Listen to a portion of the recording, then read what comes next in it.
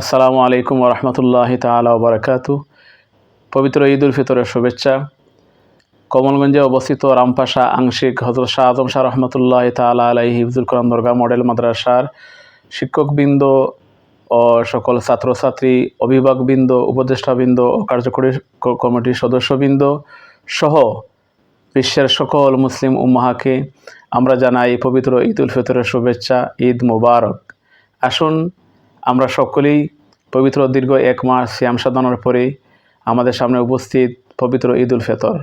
আল্লাহ তাআলা যেন আমাদেরকে তৌফিক দান করেন, আমরা যেন সঠিকভাবে ঈদ উল ফিতর উদযাপন করতে পারি এবং এ দীর্ঘ এক মাস সিয়াম সাধনা করেছি, এই সিয়াম সাধনা যেন কোরআন এবং হাদিসের আলোকে আমরা আমাদের জীবনকে, এই সিয়াম সাধনাকে আমরা যেন জীবনের আলোয় আলোকিত করতে পারি, এই প্রত্যাশা নিয়ে আমরা বিদায় নিচ্ছি।